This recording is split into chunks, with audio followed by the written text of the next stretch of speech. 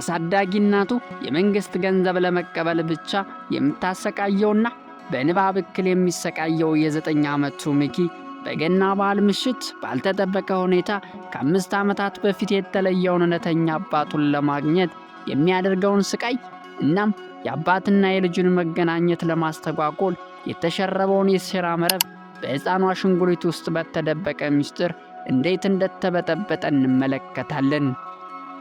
ሕፃኑ ሚኪ ፔርሲላ ከተባለች ጨካኝ አሳዳጊ እናትና ኤሊ ከተባለች በትምህርት ቤቱ የምታዋርደው የእንጀራ እህቱ ጋር ይኖራል። ፔርሲላ ሚኪን የምታሳድገው ለልጁ አዝና ሳይሆን ከመንግስት የሚከፈላትን የአሳዳጊነት ገንዘብ ለመቀበል ብቻም ነው። ጎረቤታቸው ወይዘሮ ዴልጋዶ ለልጁ ፍቅር ልታሳየው ብትሞክርም ፔርሲላ ግን ይህንን ነገር በፍጹምም አትፈቅድም። ምክንያቱም ሁለቱ ከተገናኙ ሚስጥራችን ይወጣል ብላም ስለምትሰጋ። ፔርሲላ በገንዘብ ጥም የታወረች በመሆኗ ልጁን ከአቅሙ በላይ የቤት ሥራም እያሰራች ይህ ብቻ ሳይበቃት ታንገላተዋለች። ይህ በእንዲህ እንዳለ ሚኪን በትምህርት ቤቱ መምህር በሆነችው ሚስ ፊ እገዛ የንባብ ችግሩን ለመቅረፍና በሚመጣው የገና በዓል የቃላት ስፔሊንግ ውድድር ላይ ለመሳተፍ ሲዘጋጅ እንመለከተዋለን። በሌላ በኩል ከ5 ዓመታት በፊት ባለቤቱ በመኪና አደጋ ከሞተችበት ጊዜ ጀምሮ ሀብትና ሥራውን አጥቶ ልጁን ለማግኘት ሲባዝን የነበረው አባቱን ቶምንም እናገኘዋለን።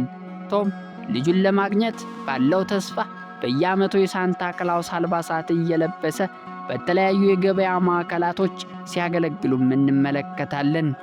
በሌላ በኩል የማኅበራዊ ሠራተኛ የሆነችው ሌቲሺያ ከፔርሲላ ጋር እያወሩ ሳለ ሚኪን በጉድፈቻ መልኩ የምታሳድጊው ከሆነ ተጨማሪ ገንዘብ ይከፈልሻል ስትልም ትነግራታለች። ፔርሲላ የገንዘብ ነገር ሞቷ ነውና ምንም ሳታቅማማም ትስማማለች። ሁለቱ እያወሩ ሳለ እውነተኛ አባቱ ቶም ልጁን እየፈለገ እንደሆነ በድምፅ ትሰማለች። ከዛም ቶሎ ብላ ከሞሉ ይዘውም ትወጣለች። ሚኪን ወደ ቤታቸው ከተመለሱ በኋላ ያችን መልካም ጎረቤትም ያገኛሉ። ያቺ መልካም ጎረቤት በስጦታ መልክ አንድ አሻንጉሊትም ትሰጠዋለች።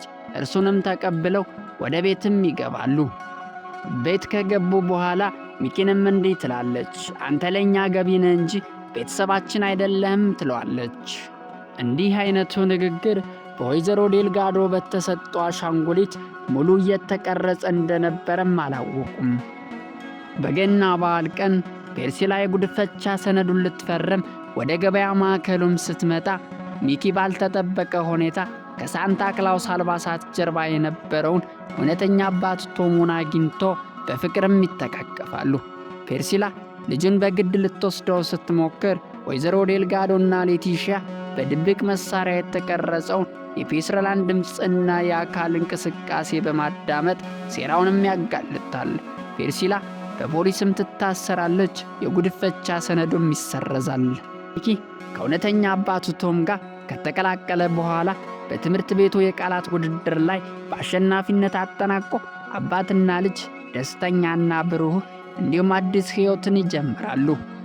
ከዚህ ታሪክ የምንማረው ትልቅ ቁም ነገር ቢኖር እውነተኛ ቤተሰብ የሚገነባው በገንዘብና በጥቅም ሳይሆን በእውነተኛ ፍቅርና መስዋዕትነት ነው። ምንም ያህል ጊዜ ቢወስድና እንቅፋቶችን ቢበዙ እውነተኛ ፍቅር ሁልጊዜ ማሸናፊ ይሆናል የሚኖር ነው።